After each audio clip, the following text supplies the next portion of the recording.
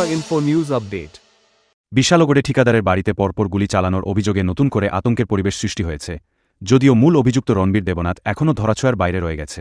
প্রতিবেদন অনুযায়ী সোমবার এক ঠিকাদারের পরিবার থানায় গিয়ে অভিযোগ করে যে তাদের বাড়িতে দুবার গুলি চালানো হয়েছে। পরিবারের দাবি, তাদেরকে হুমকি দেওয়া হচ্ছে এবং চাঁদা দাবি করা হচ্ছে, যা এলাকায় আইনশৃঙ্খলা পরিস্থিতি নিয়ে উদ্বেগ বাড়িয়েছে। এই ঘটনা 20 মার্চ রাতের আরেকটি গুলি চালানোর ঘটনার পরপরই ঘটে, যেখানে অভিযুক্ত ও তার সহযোগীরা আরেক ঠিকাদারের বাড়ির সামনে গুলি চালায় এবং প্রায় 12 লক্ষ টাকা দাবি করে বলে অভিযোগ। নেতাজিনগড়, বিশালগড়ে বিজেপি নেতা ও ঠিকাদার অনুপ সাহার বাড়িতে গুলি চালানোর ঘটনার 3 দিন পেরিয়ে গেলেও এখনও পর্যন্ত কাউকে গ্রেপ্তার করতে পারেনি পুলিশ, ফলে আইনশৃঙ্খলা রক্ষাকারী বাহিনীর ওপর চাপ বাড়ছে। রবিবার গভীর রাতে বিশালগড় থানার পুলিশ আগরতলার বোত্তলা এলাকায় একাধিক হোটেলে ব্যাপক তল্লাশি অভিযান চালায়। অন্তত 3টি হোটেলে তল্লাশি করা হলেও দীর্ঘ সময় চেষ্টা করেও কাউকে আটক করা যায়নি এবং পুলিশ খালি হাতে ফিরে আসে। অভিযুক্তদের খোঁজে বিভিন্ন জায়গায় এখনও তল্লাশি অভিযান চালানো হচ্ছে বলে জানিয়েছে পুলিশ। ত্রিপুরার মুখ্যমন্ত্রী মেনেক সেহা এই ঘটনায় কঠোর অবস্থান নিয়েছেন। রাজ্য বিধানসভায় বক্তব্য রাখতে গিয়ে তিনি বলেন, এই ধরনের মাফিয়া চক্রকে কোনোভাবেই ছাড় দেওয়া হবে না। তার এই বক্তব্য সরকারের কঠোর পদক্ষেপ নেওয়ার ইঙ্গিত দিলেও অভিযুক্তদের এখনও গ্রেপ্তার না হওয়ায় আইন প্রয়োগ নিয়ে প্রশ্ন উঠছে। এদিকে ঘটনাকে ঘিরে রাজনৈতিক উত্তেজনাও চরমে উঠেছে। মন্ত্রী রেটেন লাল ন্যাথ সিপিআই এম এর তথাকথিত অবৈধ কার্যালয়ের বিরুদ্ধে বুলডোজার অভিযান চালানোর দাবি জানান। প্রতিক্রিয়ায় বিরোধী নেতারা বিশালগড় গুলিকাণ্ডে অভিযুক্তের সঙ্গে বিধায়ক সোশ্যান্টাদের সম্পর্কের অভিযোগ তুলে ছবি প্রকাশ করেন, যা রাজনৈতিক পরিস্থিতিকে আরও উত্তপ্ত করে তোলে। বারবার গুলি চালানোর ঘটনা, চাঁদাবাজির অভিযোগ এবং এখনও পর্যন্ত কাউকে গ্রেপ্তার না হওয়ায় বিশালগড়ে উদ্বেগ ও আতঙ্ক অব্যাহত রয়েছে। এলাকাবাসী ও ব্যবসায়ীরা নিরাপত্তা নিয়ে গভীর উদ্বেগ প্রকাশ করেছেন এবং দ্রুত ব্যবস্থা নেওয়ার জন্য পুলিশের ওপর চাপ বাড়ছে। প্রশাসনের পক্ষ থেকে জানানো হয়েছে, তদন্ত চলছে এবং অভিযুক্তদের গ্রেপ্তারের জন্য সর্বাত্মক চেষ্টা করা হচ্ছে।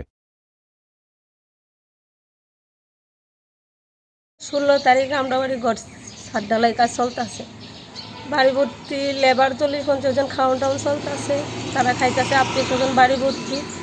এমন সময় রণবীর দেবনাথ আর এর বাবার নাম প্রদীপ দেবনাথ, তারা 3 গাড়ি ফুলাফাইন লইয়া আয়া আমার বাড়ির সামনে ফায়ারিং শুরু করছে। তখন তো আর জল নাই, কী হয়েছে বাইরেছি।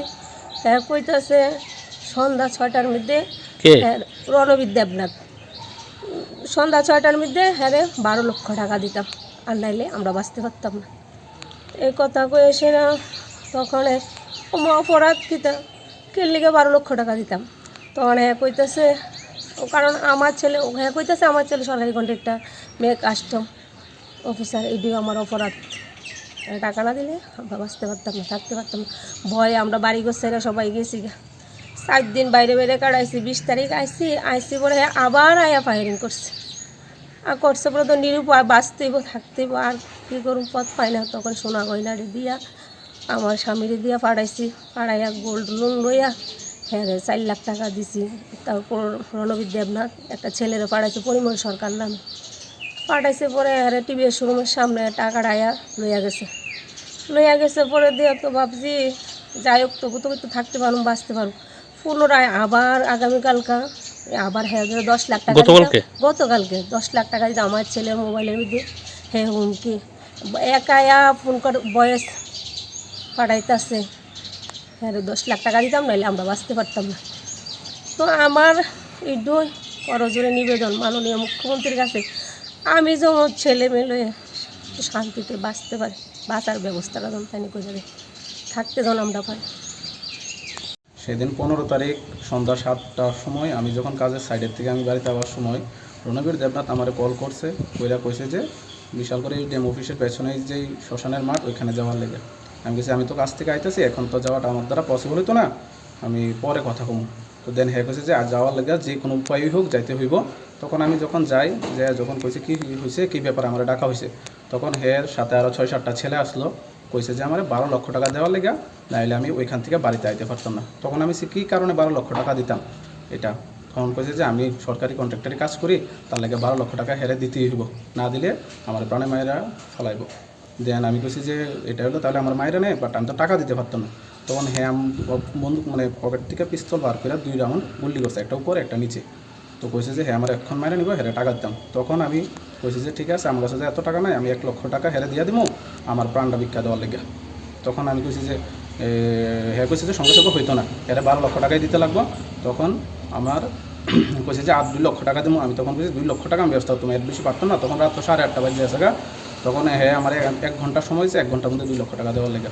তখন রাত্রেবেলা আমি বিভিন্ন জায়গার থেকে আমার আত্মীয় পরিজন যারা আছে সবাই থেকে 1.5 লক্ষ টাকা ব্যবস্থা করি এবং রাত্র 9:30টার সময় হ্যাঁ সাঙ্গপাঙ্গ বিশ্বজিৎ দেবনাথ কর্ণজিৎ দাস তারা 2 জন এবং পেছনে একটা কালো কালার স্করপিও আসলো, ওইটার মধ্যে মেবি রণবীর ছিল, ওরা আয়া আমার বাড়ির সামনের থেকে 1.5 লক্ষ টাকা নিছে এবং 16 তারিখ পুনরায় 16 তারিখ বিকালবেলা আমার বাড়িতে ছাদ ডালাই চলতেছিল, আমার বাড়ির সামনে যাইয়া 3 গাড়ি, একটা সাদা থার, একটা সাদা স্করপিও, একটা কালো স্করপিও নিয়ে গিয়া ওইখানে 2 রাউন্ড আবার ফায়ারিং করছে। তখন 4টা বাজে আমার বাড়িতে 40-50 জন লেবার আসলো, তারা খাওয়া দাওয়া করতে আসলো, আমার আত্মীয় পরিজনরা আসলো।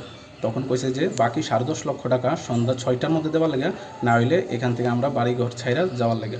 তখন আমরা কী করছি, প্রাণ ভয়ে এখান থেকে বাড়িঘর ছাইরা 4 দিন আমি অন্য জায়গায় আসলাম। তারপর যখন 20 তারিখ আবার পুনরায় বাড়িতে আসি, তখন হ্যাঁ আবার এইভাবে খবর পাই আয়া আমার বাড়ির সামনে, মা বাড়িতে ছিল, আমি বাড়িতে ছিলাম না, কাজের সাইডে ছিলাম। তখন হ্যাঁ আবার বাড়ির সামনে 2 রাউন্ড ফায়ারিং করে এবং মা যখন আমার ফোন করে কান্নাকাটি করে, তখন আমি কী করি, মা তখন মার গয়না নিয়ে বাবা যায় গোল্ড নিয়ে, তো ওকে 4 লক্ষ টাকা টিভিএস শোরুমের সামনে আমার বাবা দেয় পরিমল দাসকে। ওই টাকা দেওয়ার পর হ্যাঁ কী করে যে পুনরায় গতকালকে মানে 22 তারিখ সকালবেলা 5:45টার সময় আমাকে ফেসবুকে ভয়েস পাঠায় যে ওকে আরও 10 লক্ষ টাকা দেওয়ার লাগে, না হইলে আমরা আবার কোন মানে প্রাণে মাইরা ফেলা হইব। তো তৎসঙ্গে আমি এখন থানার প্রশাসনের দ্বারস্থ হবো এবং প্রশাসনের কাছে এটা জানাবো যে ওদের যাতে অতি সত্বর কোনো একটা বিচার করা হয় এবং আমার পরিবারকে নিরাপদ রাখা হয়। ঠিকাদারদের আমরা আসলে কি, আমরা তো সরকারি কাজকর্ম করি, সরকারি কাজ করে যাই 2 পয়সা রোজগার করি, ওই রোজগারের বিনিময়ে আমরা চলি এবং ওই 2 পয়সা রোজগার যদি করাটা আমাদের দ্বারা ভুল হয়ে থাকে এবং ওরার কাছে এটা যদি অপরাধ হয়ে থাকে, তাহলে তো আমরা আর কিছু করার নেই। সরকারি কাজ করাটা যদি অপরাধ হয়ে থাকে তাহলে আমরা আর কী বলবো, এটাই আমার অপরাধ, আমি সরকারি কাজ করি, কন্ট্রাক্টারি কাজ করি, এটাই। To Tripura Info and press the bell icon so that you never miss any latest updates and news on Tripura.